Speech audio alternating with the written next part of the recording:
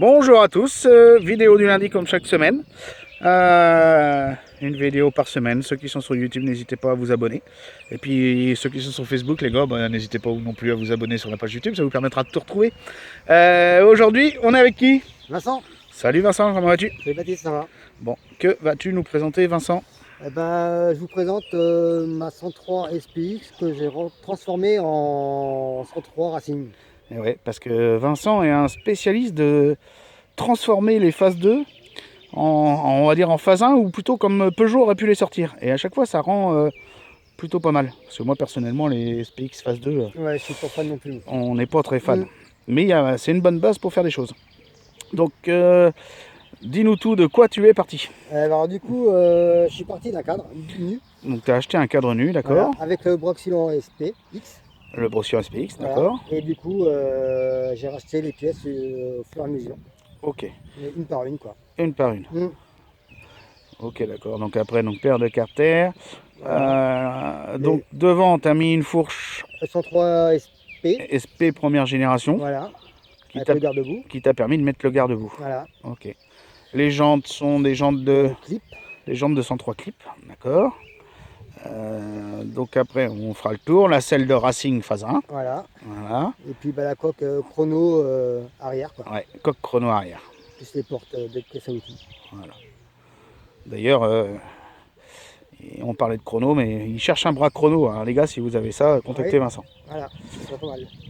Donc moteur, c'est un moteur que tu as acheté? Oui, c'est un moteur que j'ai acheté sur le Bon Coin, pareil, en pièces. Hein. Ouais. J'ai acheté, j'ai posé, il a démarré, impeccable. Nickel. Voilà. Que demande le peuple, comme on dit. Voilà, c'est ça. Donc après, la partie motorisation, c'est un moteur origine. Oui. Et dessus, tu as donc... J'ai mis un carbut de 15, pipe de 15 et clapet de 15. D'accord, ok. Avec un pot Doppler. Voilà. Bon, ça tourne bien, ces petites machines-là. Oui. Donc tu me disais en off que c'est ton frère qui a fait la petite bavette arrière. Voilà, c'est ça, ouais, avec du zinc. Donc il l'a fait en zinc. Oui. Ah d'accord. Et moi j'ai refait en noir. D'accord, ok. Bon, vous voyez, un peu droite. Ouais, la forme est un peu droite, mais bon, en attendant de trouver mieux, voilà, ça fait le job, comme on dit.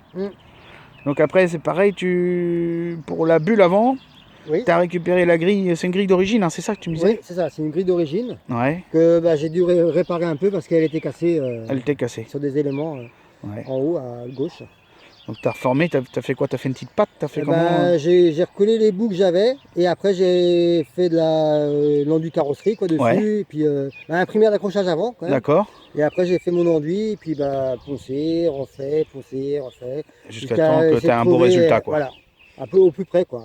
Voilà. Donc là, tu as fait une peinture complète parce que ça ne devait pas du tout être de cette couleur-là. Non, elle était noire d'origine. D'accord. Donc ponçage, sablage, tu as fait quoi exactement? Ponçage et puis après, et puis 2-3 couches de peinture, je sais plus vernis, quoi. D'accord.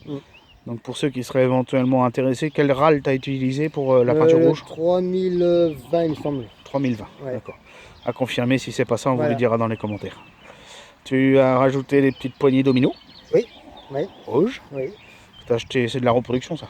Ah bah oui, j'ai acheté ça chez un fournisseur Mir 35. Chez Mir 35, voilà. D'accord. 18 euros, je sais plus combien, quoi. Ouais. Donc as-tu encore quelques petites évolutions à faire ou tu la considères finie? Là, si, je change quand même mon kitchen.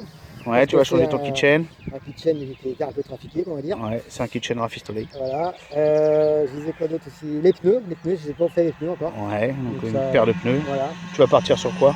Du Tucson en G1. Comme les GP1. Les GP1, ça, ouais. Tu me parlais éventuellement d'amortisseurs. Oui, les amortisseurs un peu plus longs. Parce que là, ils sont 2 cm trop courts par rapport à. Ouais, tu les trouves un peu bas. Ouais. Donc pareil, donc si vous avez des Paoli, c'est combien? C'est les 34 qu'il te faut? Non, 36. 36. Donc si vous avez des 36 360, n'hésitez pas à contacter Vincent, je pense que ça peut l'intéresser. Et mis à part ça, c'est vraiment le gros. La housse, peut-être, tu voulais la changer, non?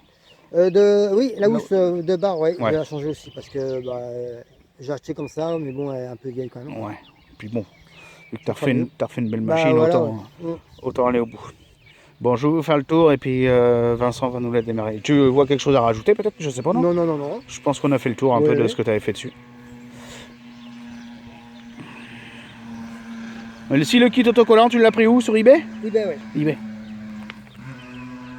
Et j'ai verni par-dessus. Et t'as reverni par-dessus. Et tu l'as posé avant de vernir? J'ai verni avant. T'as verni une première fois, t'as posé ton kit? Et j'ai reverni après. Et t'as reverni derrière, d'accord. Donc vous voyez, ça fait quand même un beau rendu, hein. Comme quoi ça leur redonne tout de suite du style à nos phases 2 qui étaient un peu ternes. Avec une belle selle racing. Dans son jus. Dans son jus. Ça dépend. En attendant, ça fait très bien.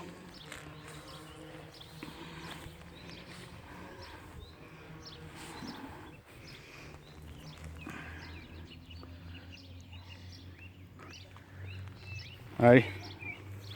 Il va nous la démarrer, Vincent. Oui.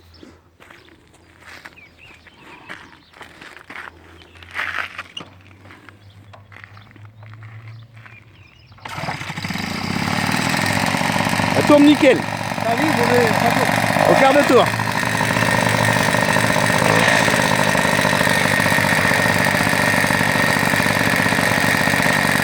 Allez, on vous laisse là-dessus. Salut Vincent.